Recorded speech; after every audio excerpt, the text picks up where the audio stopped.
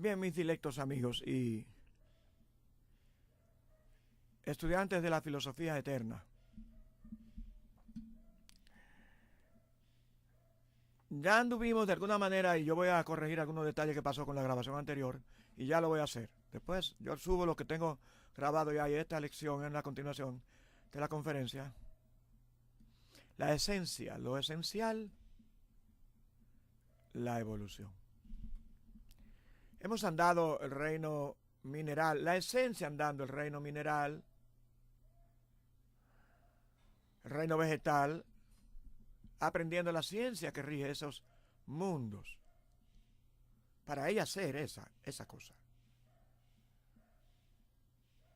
El reino animal, donde vimos que los animales son enormemente preciosos, funcionales, en lo que a ellos les corresponde en su ciencia. Ellos saben qué hacer con lo que es su ciencia. Le pido que me excusen porque algunos amigos me han pedido que trate de mirar más la cámara. Lo que pasa es que la cámara me queda un poco más bajita que la pantalla, y por eso a veces ustedes ven que yo miro hacia arriba, y esa es la pantalla que estoy mirando, porque ahí es donde yo me veo, para yo ver cómo estoy, esa cosa.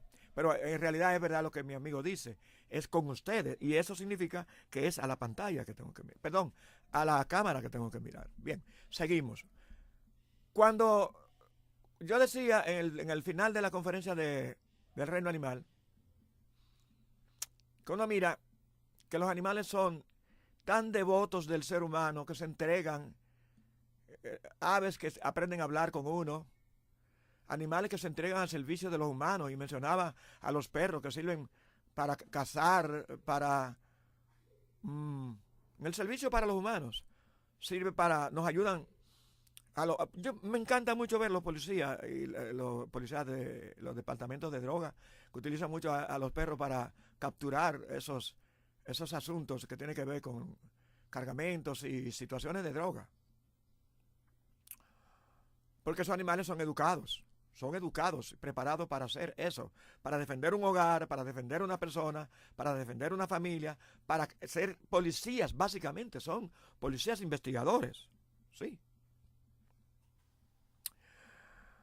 Y uno, pues rememorando un poquito la lección anterior, uno nota que, por ejemplo, los servidores que son los animales de tiro, por ejemplo, el caballo, el buey, la vaca, cómo nos dan los alimentos, la leche, la burra, la vaca, y todos los animales herbívoros ponen su servicio de amamantar su leche a favor de los seres humanos. Con un cariño que lo hacen, que a veces los niños, como ustedes han visto muchos videos, se pegan del seno de la vaca y se alimentan allí. Y otros animales se pegan del seno de la perra o de la vaca o del animal que está lactando, y se alimenta de allí. De una manera muy, muy bonita como eso aparece, y uno tiene que admirar cómo esos reinos son conscientivos para ser colaboradores. Veamos el reino humano. En el reino humano tenemos que aprender la ciencia humana.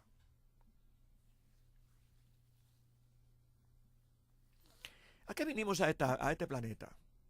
Como humanos. Yo hablaba de la ciencia sagrada del budismo. Porque yo, cuando tengo un cuerpo humano, un cerebro humano, un razonamiento humano, es para crear una conciencia, de los deberes humanos. 1. ¿Y para qué me sirve un cuerpo físico? 2. ¿Qué es mi deber como ser anímico o como alma? Y 3. ¿Qué hago yo aquí siendo un espíritu metido dentro de un cuerpo humano, presentándome como un ser humano, si yo en realidad lo que soy es un espíritu? Una esencia espiritual. ¿Qué hago yo con un cuerpo físico si mis intereses no tienen que ver con aprender nada allí? Entonces, los maestros nos dan unas indicaciones maravillosas de lo que corresponde a la ciencia que rige a uno como ser humano.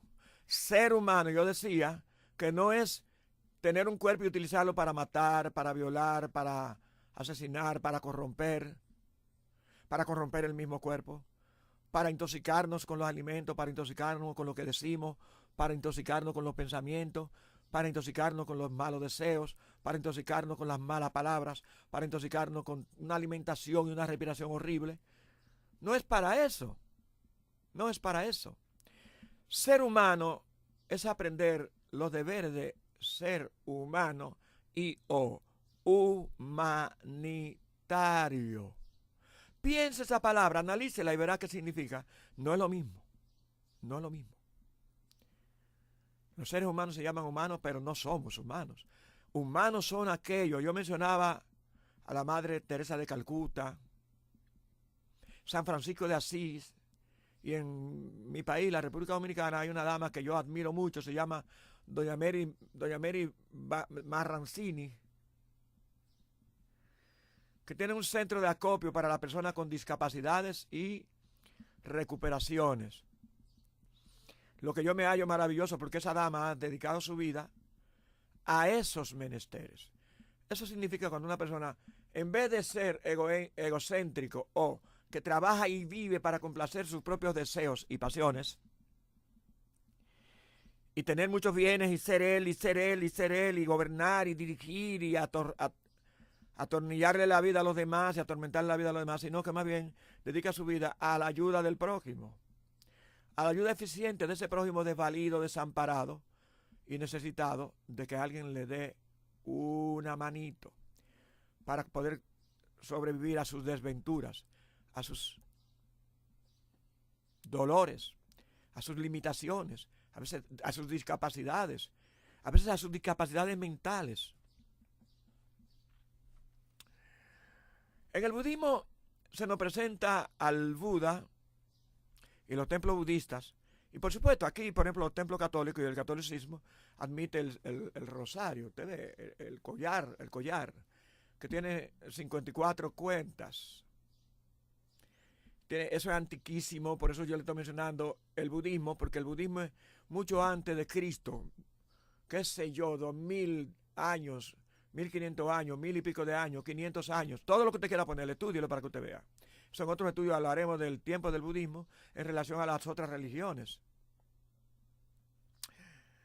Y ya de por allá se está haciendo, el Buda aparece con el aspecto del collar, y se llama el collar de Buda, porque en el budismo se tiene que tener ese collar para medir las devociones, los tiempos devocionales, donde están los rezos, las oraciones, los cantos sagrados, las prácticas sagradas, todo ese tipo de cosas se mide. Pero ¿cuál es el símbolo del collar de Buda? Y viene a mi recuerdo cuando era un niño en mi campo, en las lagunas y en los arroyos de mi campo, allá en mi San Juan, en la Maguana de mi San Juan querido, en Santo Domingo, República Dominicana, crecían unas matas que echaban unas pequeñas cuentas, unas pequeñas cositas, unas bolitas que tenían por el centro, se le quitaba el corazón y quedaba calada, ¿no? Quedaba un orificio, a la que los viejos le llamaban las cuentas de la Virgen. Las cuentas de la Virgen.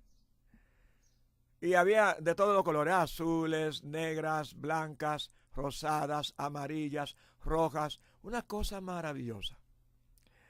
Y los rezos en los campos, cada quien hacía su collar, así mismo como usted lo está oyendo, para los rezos de las cuentas, como le estaba contando, de eso se hacían los collares.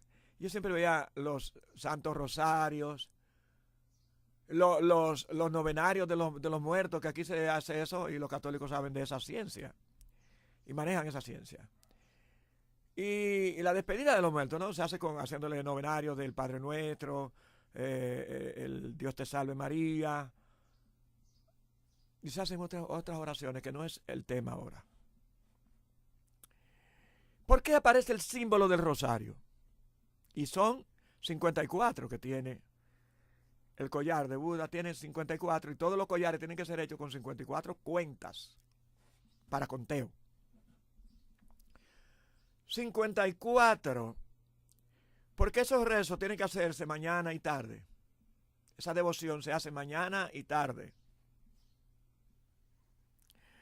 En la mañana tienen que hacerse 54 conteos de devoción y por la tarde 54 conteos de devoción. Tarde-noche. Si usted suma 54 por 2, le va a dar 108. 108.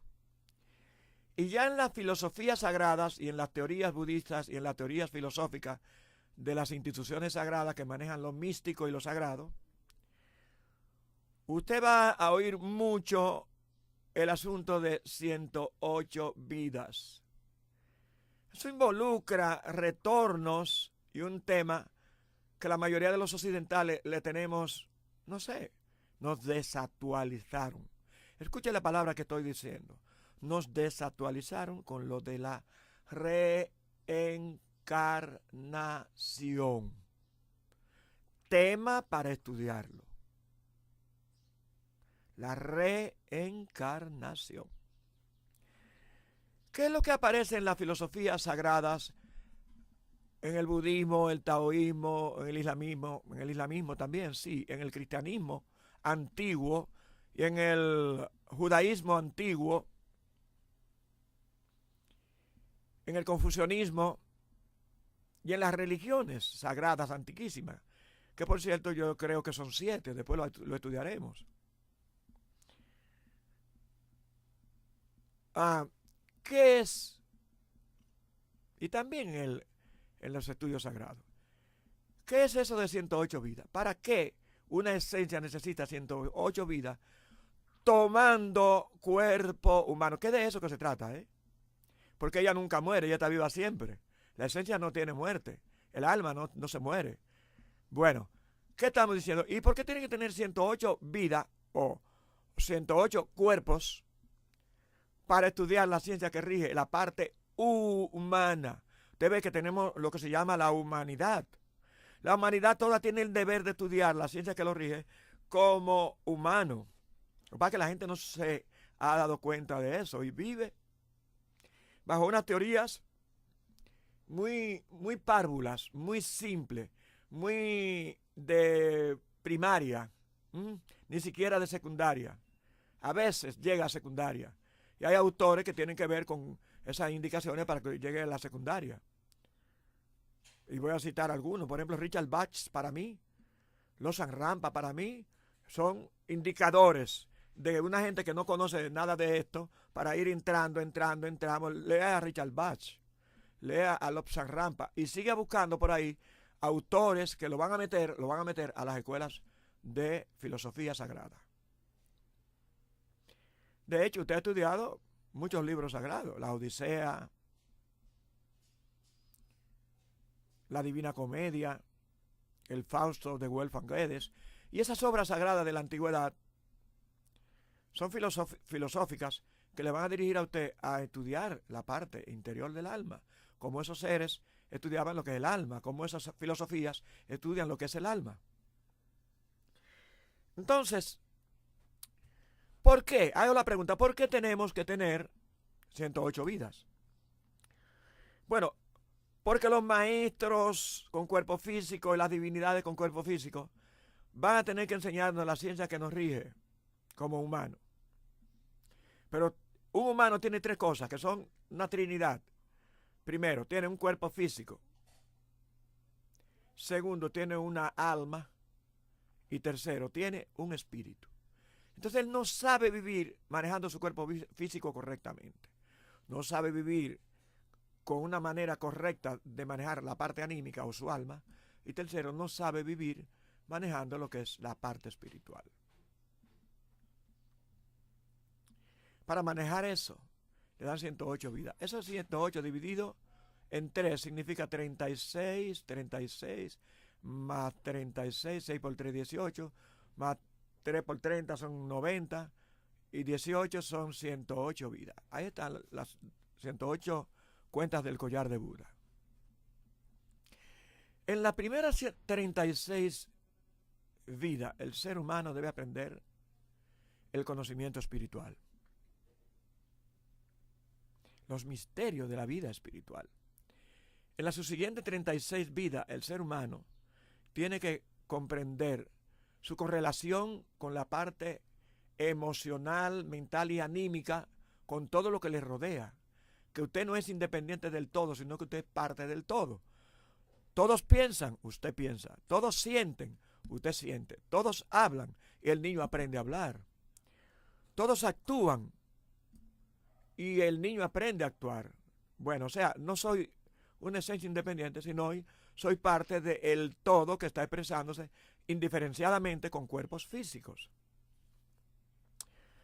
Significa eso que en ese todo yo debo aprender a relacionarme correctamente en la parte emocional, en la parte psicológica o psíquica, en la parte verbal, como hablo, en la parte física. Vamos a ver, la ciencia que nos rige como físico.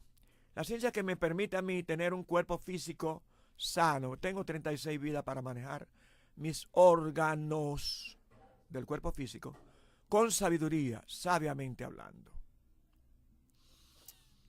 La gente no protege su cuerpo. La gente no expone su cuerpo indebidamente y lo enferma. Lo enferma con pensamientos negativos, pensamientos muy aberrantes. Y todo el mundo sabe, los médicos saben, que la mayoría de las grandes enfermedades y las enfermedades en sí, primero son psicosomáticas. Unos pensamientos negativos que ponen a uno enfermo. Cuando una persona dice, yo tengo que hacer tal cosa mala, por ejemplo, matar a una persona. Por ejemplo, un esposo traicionar a su esposa. Por ejemplo, un novio pensando cómo va a traicionar, un cuento para traicionar a su novia. Por ejemplo, un compañero de un socio pensando cómo traicionar a su socio. Calculando cómo traicionar a su socio. Un compañero de estudio traicionando, pensando cómo va a robarle las prácticas que ha hecho su compañero para él poder hacer la de él y que se queme el otro y usted pasar curso. Usted ve que son muchas cosas. Pensamientos, sentimientos. Yo sintiendo todo lo ajeno, como mío, queriendo lo ajeno. Quiero la mujer del prójimo, quiero el carro del prójimo, quiero la casa del prójimo, quiero la jipeta del prójimo, quiero el avión del prójimo, quiero la empresa del prójimo, quiero el yate del prójimo, quiero las facilidades de viajar que tiene el prójimo, quiero las facilidades de yo hacer resort en los hoteles como lo hace mi prójimo, quiero tener una playa como la tiene mi prójimo, quiero tener riquezas como la tiene mi prójimo, quiero tener damas, muchas damas como la tiene el prójimo, quiero tener todo lo que el prójimo tiene, yo lo quiero tener, eso se llama envidia. Un pecado llamado la envidia. Eso es emocional. Cuando me hacen una alabanza, me emociono y me río, me sulfuro y me pongo wow, ¿verdad? ¿Usted sabe lo que significa ponerse wow? Uy, súper alegre. Se exagera la alegría, y voy a un pico hacia arriba, ¿no? Muy alegre. Hay gente que explotan de las risas y cogen una alegría que no pueden controlar. Eso es un estado emocional alterado hacia arriba. O un estado emocional alterado hacia abajo es depresión. Si me insultan, me deprimo. Si me bota la mujer, me deprimo. Si me bota la novia, me deprimo. Si no tuve éxito en el empleo, me deprimo. Si no tuve éxito en el enamoramiento, me deprimo. Si no tuve éxito con mi novia, me deprimo. Si mi amigo me traicionó, me deprimo. Si fracasó el negocio, me deprimo. Si fracasó la religión, me deprimo. Por favor. Ahora mismo hay aquí una enfermedad muy grave. El estrés, ustedes saben, ¿verdad? El estrés viene de grandes fracasos que la gente no puede soportarlo y no sabe cómo asimilarlo. Se estresa por tener éxito, se enferma. Enfermedades del corazón grave. El estrés, enfermedad moderna. Ahora mismo aquí hay una cosa que se llama una enfermedad grave que ya está llevando muchas personas al suicidio y a la locura. A la locura y al suicidio. Se llama el estrés. Por ejemplo, el estrés postparto, el estrés postdivorcio, el estrés post-fracaso de una empresa, el estrés el impago a los bancos que te quitan todo lo que tienes y te quedas sin nada, el estrés, la depresión, el derrumbe en todos los aspectos. Aquí han habido muchísimos suicidios de damas en un estrés postparto, depresiva. Y tenemos lo inmanejable de esa situación. Tenemos que los psiquiatras no hayan cómo manejar todo eso. Porque de a eso se va de los parámetros que un psiquiatra como tal y simplemente psiquiatra puede manejar, porque eso es más profundo. Son cosas del alma, son cosas de donde se desconecta la persona anímicamente del espíritu y no tiene recursos, no sabe cómo asirse de una mano muy fuerte, que es la mano de la divinidad, para que te fortalezca, y tú dar por sentado que un fracaso es un fracaso y ya. Como un éxito es un éxito y ya, no más. No es la vida. La vida es lo que tú tienes que aprender de eso. Entonces, me dan 36 vidas para aprender cómo ser, qué es ser un ser espiritual. Que no soy un cuerpo físico, no soy simplemente un alma, sino una esencia, espíritu, que se está expresando en el plano tridimensional donde dominan los elementos.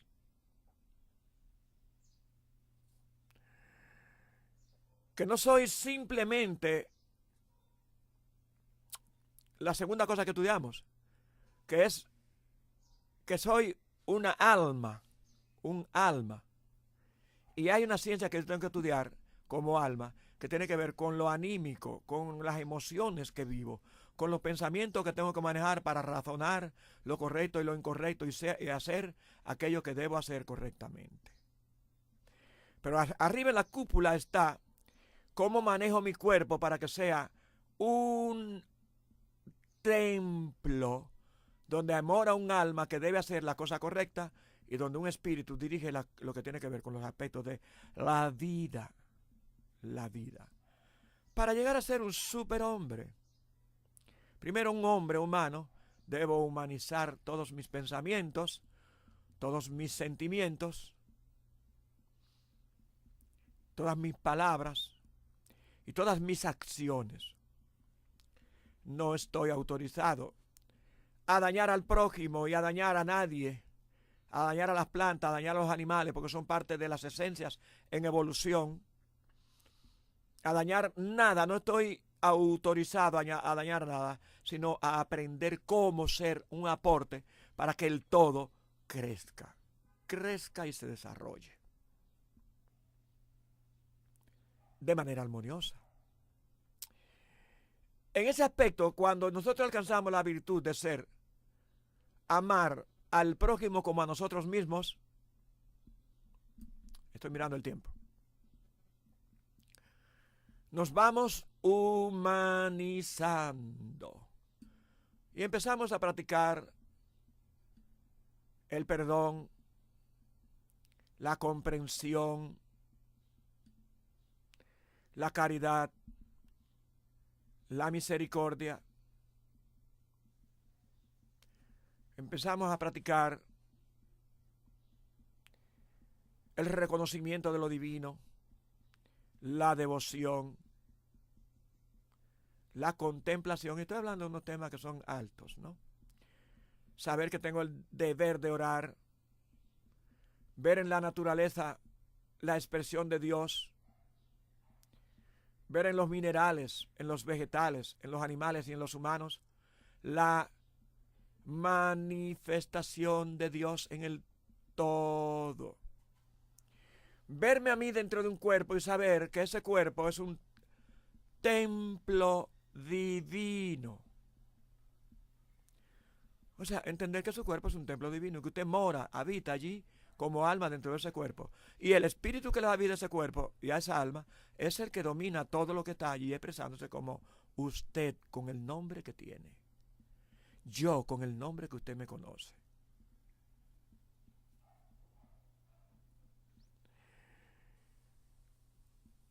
El apóstol San Pablo, no voy a hablar de las ciencias, de las grandes filosofías, sino que me voy a ir como estoy para los occidentales, básicamente.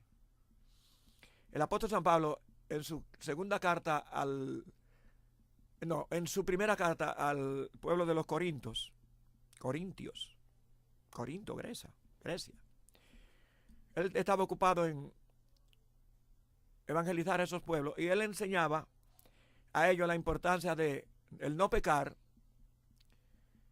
Y cuando le hablaba de la fornicación, le decía, todos los pecados que el hombre cometa están fuera del cuerpo. Pero el que fornica, peca contra el cuerpo. ¿Cómo es que yo puedo pecar contra el cuerpo? Bueno, la fornicación es un pecado contra el cuerpo. Pero eso es capítulo 6, 1 Corintios, capítulo 6, versículo 18. Pero en el versículo 19 que él aclara la cuestión del templo. Entonces le dice a los corintios y nos dice a nosotros, aclarando la idea, que es la que yo asimilo y es la que yo comprendo y es la que yo entiendo que le debo enseñar a usted. Porque esa ciencia es sagrada, esa filosofía es sagrada. Dice él, o ignoráis que vuestro cuerpo es el templo de Dios. 1. Es el templo de Dios. 2. Que el Espíritu Santo mora en él. 2. Que el Espíritu Santo mora en él. 3. Que no soy vuestro. Usted no puede coger el cuerpo y ponerlo a pecar. Porque usted no es dueño del cuerpo. Que no sois vuestro. 4. Sino que sois de Dios. O sea que el cuerpo es de Dios. No es de usted que es un loco. No es de usted que es un desorganizado. No es de usted que está todo vuelto loco y no sabe qué hacer con su cuerpo. Lo mete a lugares inadecuados y lo enferma. Lo mete donde hay sonidos que enferman. Lo mete donde hay respiraciones que enferman. Donde hay ambientes nocivos. Y usted anda enfermando el cuerpo. Lo alimenta mal, come basuras. Y voy a decir una palabra sagrada. De él, cuando hablo del ser, del espíritu, usted, el espíritu. Los sabios dicen, él no come basura y no se alimenta de deyecciones. Sus alimentos no son cosas que son basura. Los alimentos del cuerpo de Dios deben ser alimentos sagrados. Por usted ve que hay tanto empeño en enseñar a las personas a cómo alimentarse para poder tener el cuerpo lleno de energía y no de grasa. Y no de grasas. Ya usted sabe que yo me estoy refiriendo a las alimentaciones chatarra, que llamamos los latinos chatarra, que solamente sirve para tener mucha grasa y poca energía. Poca energía. Porque el cuerpo no está siendo alimentado, sino que está siendo intoxicado a través de los alimentos. Y las malas respiraciones.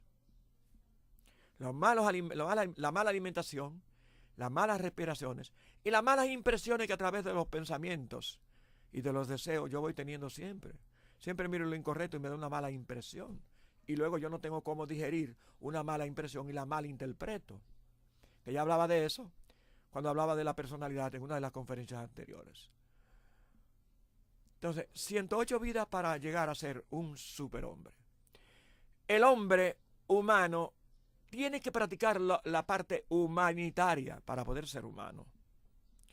Pero el hombre superior pasa de ser un simple humano y se eleva a las alturas de lo superhumano, el superhombre, el superdivino. Cuando usted ve las fábulas de Hércules, es ese hombre que es un titán, es un hombre que no es un simple divino, perdón, no es un simple humano, es un titán. Por ejemplo, Aquiles, Ulises, en la Odisea, los titanes, ¿no? Son fábulas simbolizando lo que yo, cuando yo vaya a divinizar, tengo derecho a ser rey de la naturaleza, mandar a la naturaleza, mandar a los ángeles, a las divinidades, porque es usted una divinidad. Es usted esa divinidad. Los 12 trabajos de Hércules son 12 trabajos que usted tiene que hacer como un titán divino.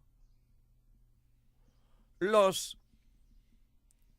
trabajos del Cristo, la odisea del Cristo, pasando por un nacimiento, un crecimiento, estudio, prácticas, desarrollo, preparación, luego un bautismo, luego un sacrificio, luego una devoción, cuando le dice al Padre, no sea mi voluntad sino la tuya. Eso es el humano que está hablando con su ser. No se haga mi voluntad sino la tuya, oh Dios, mi Dios. Jesús se lo dice. Esa devoción al Padre, esa entrega al Padre, para que en la mente, en el deseo, en el cuerpo y en toda parte, se haga la voluntad del Padre. La gente dice, para que se haga la voluntad de Dios. Nosotros decimos, para que se haga la voluntad de mi Padre aquí en la tierra, como se hace en los cielos. En la tierra es el cuerpo físico. es el alma y es la esencia que está trabajando.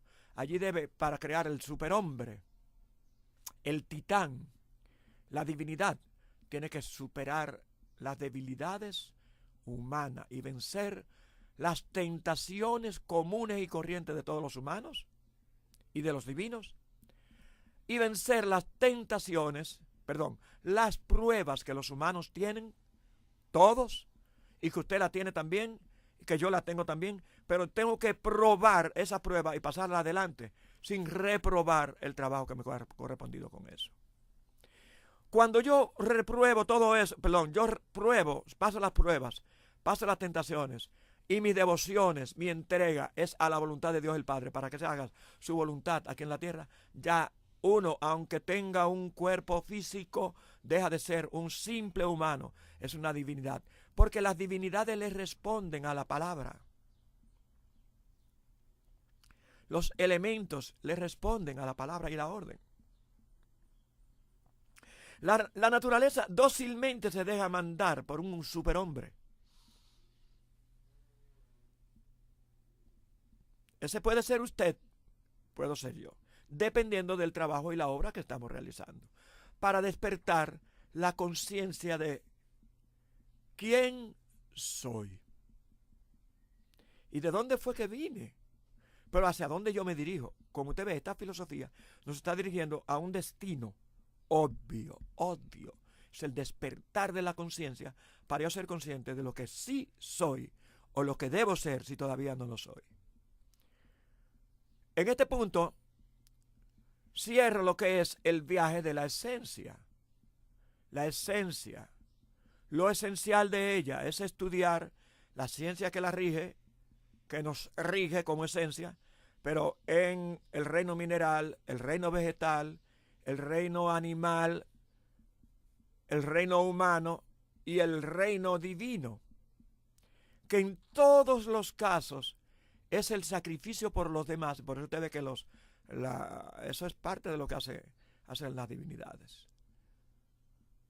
Sacrificio por los demás, el amor a los demás, creando nosotros lo indestructible, lo inmortal, para soportar las pruebas y situaciones que nos presentan, inmortalizándonos para enseñar el sendero de la luz a los que están en las tinieblas, en la falta del conocimiento divino, entregándole la luz como conocimiento para que las personas se iluminen y puedan hacer los pasos correctos para alcanzar el reino de la luz, o sea, el reino divino. La orden es que lo divino se humanice y que lo humano evolucione y se divinice. Lo divino se humanice y lo humano se divinice. Continuarán nuestras conferencias. Estúdiela, óigala, escúchela, razónela, váyala llevando a su conciencia para que usted sepa qué es lo que usted es, lo que debe ser y lo que será sí o sí en el futuro. Porque si usted quema cursos, lo va a repetir. Esa filosofía de que usted no tiene ya más derecho, olvídela.